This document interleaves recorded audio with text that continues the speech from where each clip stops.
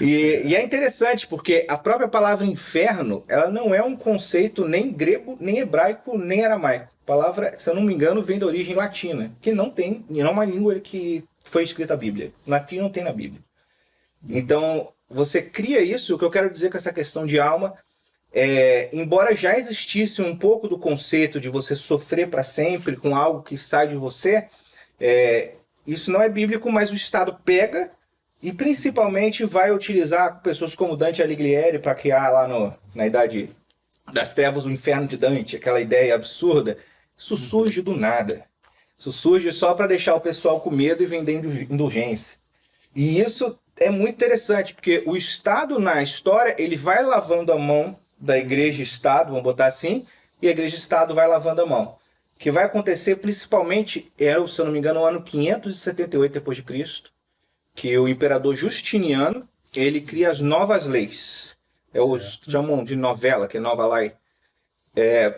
Ele dá ao Papa o direito de decidir sobre a vida e a morte de alguém. É engraçado. Você disse como uma punição de poder mandar matar alguém, Sim, é isso? O Papa pode mandar matar alguém. O que acontece é que você tem vários reinos e você tem um povo que é submisso ao Papa. Você tem um povo que é submisso à igreja e, com o tempo, a igreja começa a ganhar poder político.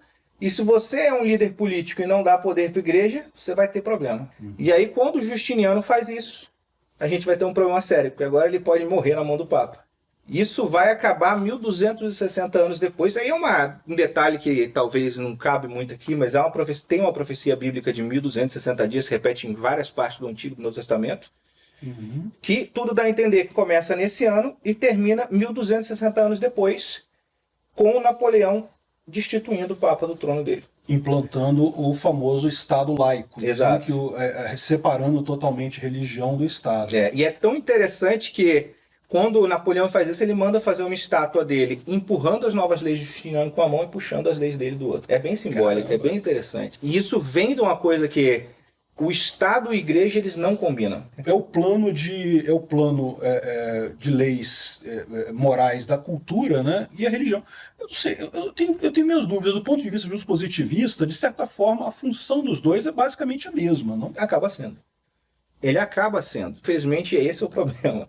Mas você vê alguns detalhes. O Estado ele é sempre representado na Bíblia, por exemplo, nas profecias bíblicas do livro de Daniel, Apocalipse, são as principais de linguagem simbólica, que a gente chama de linguagem apocalíptica. Apocalipse significa revelação, tanto que o livro Apocalipse em inglês é o Revelation, não é nem Apocalipse. Então o que acontece? Toda vez que tem uma figura de linguagem que é as bestas, que na verdade a tradução seria um animal, ele sempre representa um Estado. Um Estado então a besta do Apocalipse é o Estado? É um Estado. Caraca, faz sentido, bicho. Tem muito. Na verdade, são várias bestas que aparecem. No Apocalipse se repetem duas, né? E no caso, seriam todos sempre um Estado. Caramba, que legal. Isso realmente eu não tinha pensado, mas faz todo sentido.